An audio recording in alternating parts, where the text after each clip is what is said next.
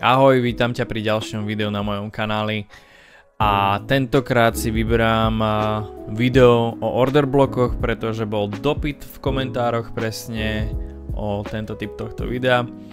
A čo sa v tomto videu dozvieš, bude vlastne čo je to order block, potom ako identifikovať order bloky, potom nejaké spôsoby, akým overíš tento order block, či je validný alebo nie je validný, a potom ku koncu videa ti ukážem môj dnešný trade trebárs a akým spôsobom som ja tiež vyhľadával túto likviditu. A v prvom rade, čo chcem povedať o tomto videu, a teda o order blokoch, tak order bloky nie sú nič iné, len supporty a rezistencie a inými slovami povedané napríklad point of interest, čiže zóny našeho záujmu. Kľudne si to môžeš volať ako chceš, je to úplne na tebe, lebo je to tvoja stratégia, je to tvoj trading. Takže poďme sa pozrieť na nejaké kritéria, alebo ako teda vyzerá nejaký ten order block. Čiže order bloky sú miesta na grafoch, kde veľké inštitúcie, banky, milionári, nie retailoví tradery ako my, ale milionári, zanechávajú stopy.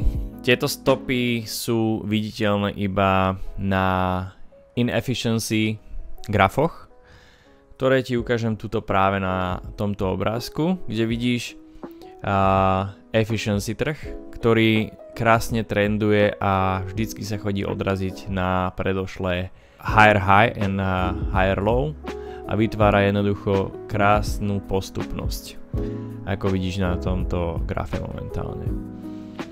Inefficiency je presne taký graf, v ktorom vznikajú imbalancie. Imbalancia je situácia na trhu, kedy je nerovnováha medzi ponukou a dopytom.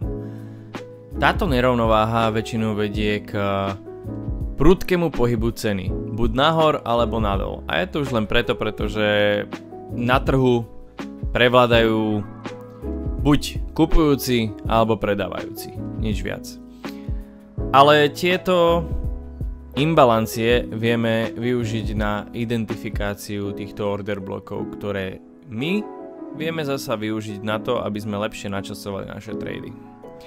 Takže poďme sa pozrieť, ako vyzerá taká imbalancia v reálnom trhu. Takže keď sa pozrieme sem na graf Bitcoin USDT alebo US dolar, tento je zrovna US dolar, tak môžete vidieť, tuto je vytvorená imbalancia. Niektorí tradery nazývajú túto imbalanciu aj fair value gap, lebo je to v podstate fair value gap toto. Táto imbalancia je teda vytvorená vstupom nejakého veľkého orderu, nejakej veľkej objednávky, ktorá bola vyplnená. Preto táto cena poskočila veľmi rýchlo hore a cieľom vlastne je identifikovať v tomto priestore náš order block. Order block je poväčšine na poslednej sviečke v opačnom smere pred nejakým veľkým signifikantným pohybom, čiže pred týmto našim veľkým pohybom hore. Čiže toto je náš order block a podstata tohto fair value gapu a tejto imbalancie je taká, že trh sa zvyčajne vracia smerom dolu do tohto voľného priestoru, ktorý nebol vyplnený, a snaží sa ho vyplniť. A tým pádom väčšinou očakávame odraz od toho našeho order bloku, ktorý je pod tým. Takže niekde v priestore ďalej môžeme očakávať, že príde k odrazu priamo na tomto order bloku. OK, takže teraz už vieš, že order block vzniká teda s nejakou imbalanciou, ktorú vytvorili inštitúcie alebo milionári, nie retailoví trady, ako sme my. Tak, a teraz môžeme ísť teda na kritéria, ktoré potrebuješ mať k tomu, aby si teda vedel odhaliť tento order block. Takže kritérium číslo 1 je imbalancia. Je teda nejaký silný pohyb hore a pozeráš teda na tú sviečku, ktorá je predtým a tam by mal byť ten tvoj order block. Ale čak si nie je stále istý. Tak v tom prípade overenie číslo 2. A to je, že tento order block nesmie byť použitý. To znamená, že cena sa ešte stále nedostala k nemu a nedotkla sa ho a nevystrelila opäť hore. Ako vidíš tuto na tomto príklade. Cena sa ho dotkla a vypalila hore. Keby si zadaš trade tuto 1:2 ako ja som zadal presne na order bloku, stop loss trošku nižšie a 2:1 úplne bez problémov budeš zahrať z takéhoto order bloku. Tak a overenie číslo 3 je úplne jednoduché, je to s týmto candlestick patternom v podstate, kedy musíš vidieť pohyb dolu bez nejakého narušenia, nejaký výk, že by predošla sviečka išla nižšie ako tá, ktorá je posledná, ktorá je ten náš order block. A tým pádom priamo od tejto sviečky poslednej vychádza už ten pohyb nahor, ten silný pohyb nahor. Nesmie to byť takýto pohyb, kde sa predošla sviečka dostala povedzme nižšie, zase ju vytiahla hore a až potom išla ďalšia sviečka, bearish sviečka nižšie a až potom začal ten pohyb. Takýto order block je invalidný. Tak a teraz už vieš svoje 3 kritériá, ako overiť tento order block, že či je validný alebo nie je validný. A teraz sa poďme teda pozrieť na nejaký trade, napríklad ten, ktorý som aj ja dnes urobil. A použil som na to tiež tieto liquidity zóny. Prvý trade, ktorý som dnes chcel spraviť, bol tento na Novom Zélande a USD dolary, kde som očakával, prišli tu news nejaké, ktoré som síce očakával, že prídu, ale chcel som nastúpiť túto na tejto likvidite, ktorá bola vytvorená v premarkete, v New Yorku premarkete. A očakával som, že sa dostaneme teda až v podstate do tohto order bloku. Aj keď tu bola, ako vidíš, tu to bolo v podstate cena staknutá celý čas od začiatku vlastne Frankfurtu až do Londýna, celý Londýn a celý pre New York bola staknutá v tejto cene, rangeovala.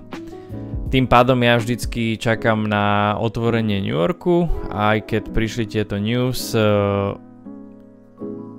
tento môj trade nebol aktívny, neaktivoval sa, pretože cena nedošla až na moju likviditu, ktorú som očakával, ktorá bola vytvorená pre New Yorku. Takže po správach prišiel tento push a vlastne naštartoval New York a v New Yorku sa vytvorila nová likvidita, ktorá potom vypušovala vyššie. Tam už ja mám ďalej označené z predošlých, ja väčšinou berem dáta z predošlých 2 dní, kde mám už označené 15 minútovú a 5 minútovú likviditu, ktorú som si ja vyznačil na grafoch. A vedel som, že cena sa môže pohybovať tu okolo a ešte vyššie nad tým mám 4-hodinovú likviditu, táto žltá. No a očakával som, že vlastne prídeme niekde sem a potom pôjdeme smerom zasa dolu a chcel som sa znova odraziť od tejto likvidity a tam sa to už podarilo a prišli sme vlastne po túto 5 minútovú likviditu, tuto mám ešte 1 minútovú likviditu, ktorú som si označil.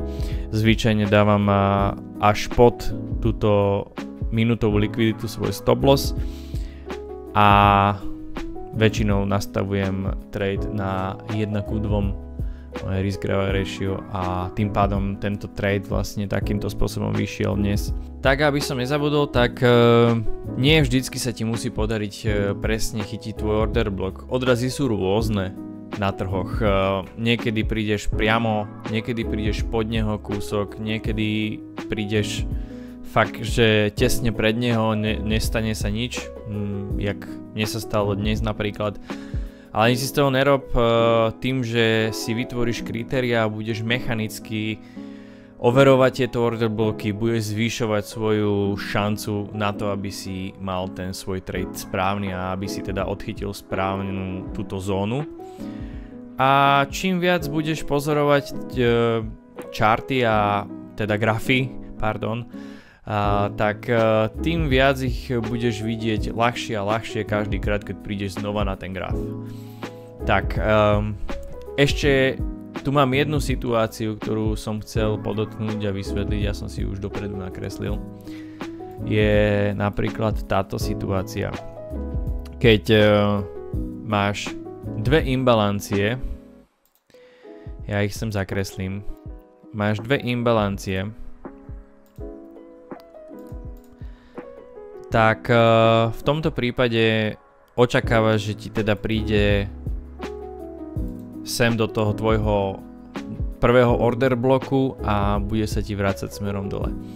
Lenže toto nie je vždy úplne pravda, pretože trh sa snaží vyplniť naše imbalancie, tak ako som povedal na začiatku, a tým pádom sa môže stať toto, že on vyplní túto imbalanciu ešte nad tým a dostane sa až do tvojho úplne prvého order bloku a až potom príde push.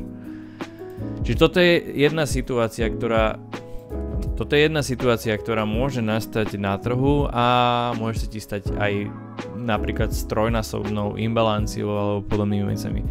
Vždycky rátaj s tým, že môžeš prísť k tomu poslednému, nastaviť si trebárs dvojnásobné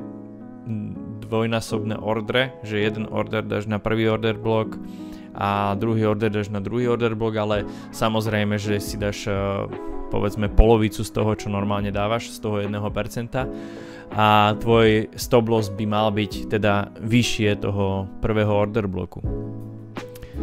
Takže toto je len taká tiež ukážka situácie, ktorá ti môže nastať, a tu by som asi s týmto videom aj skončil, pretože je to v podstate všetko to dôležité, čo potrebuješ vedieť ohľadne týchto order blokov, a teraz to už nechám na vás. Dúfam, že sa ti toto video páčilo a že mi tu necháš teda like, subscribe, prípadne ak si myslíš, že toto video môže niekomu pomôcť, tak ho kľudne prezdieľaj.